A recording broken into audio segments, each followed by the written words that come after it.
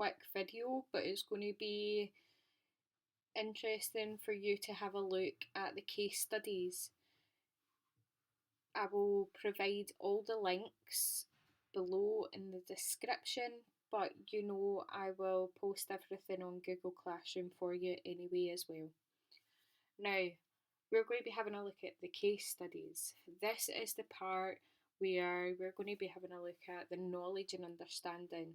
You should be able to show in-depth knowledge and understanding of capital punishment by showing things like examples of cases that may not be humane, or showing moral issues that might be with stories, how the media has influenced capital punishment, or that legislation was behind, that discrimination was in play, and how capital punishment has not always been fantastic in history. You should be able to analyse these and show that there's issues with them, or that there's issues with society in regards to these case studies. So it's not necessarily linking to religious and non-religious responses, but it can do if you're using those viewpoints and evaluation. You can give me your own opinion on capital punishment. Now, a starter task that I want you to have a look at is relating to the previous video and the previous lesson. In your opinion, what is the most humane form of capital punishment? So pause the video and answer this question, and we will carry on. Make sure you've got it in a Google Documents file. Okay. So the first case study that I want you to have a look at is Ruth Ellis. This is a case that was in the UK, and she's a pretty woman, and she shot a man in the middle of the street. Okay, she was one of the very last people to be murdered by the state in the UK. Not the last, but one of the last. This was one of the cases that kick-started in the UK.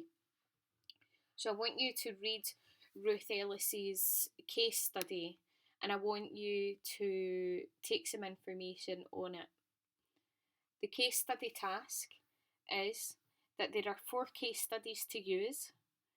Use your sheet to fill in information on these case studies. So use the sheets or the links to get this information, and by the end of this, you should have 4 full notes on each case study you can use for assignments, essays and questions that you will come across. The next person we're going to have a look at is Timothy Evans, who was seen as someone with a low IQ, and his trial was very short. He owned up to the murder of his wife and child, apparently, and it turns out it was never him. He was innocent. And the person who was executed, the only person that could exonerate him, was actually already executed as well.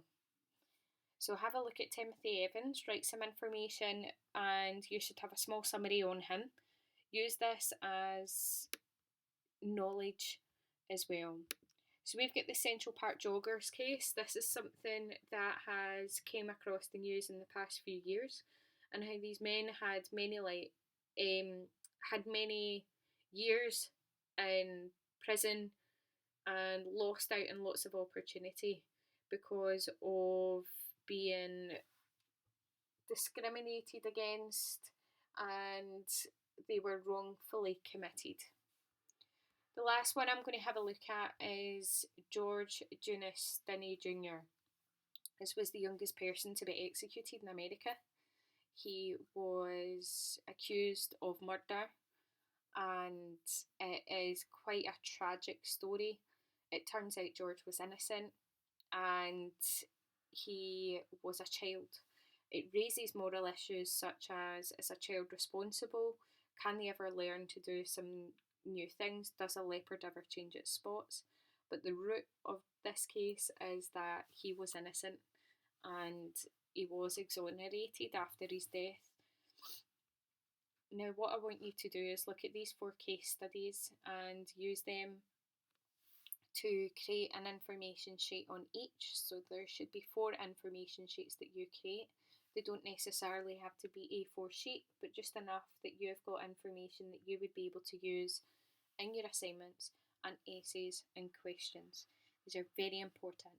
Okay, so I want you to take your time.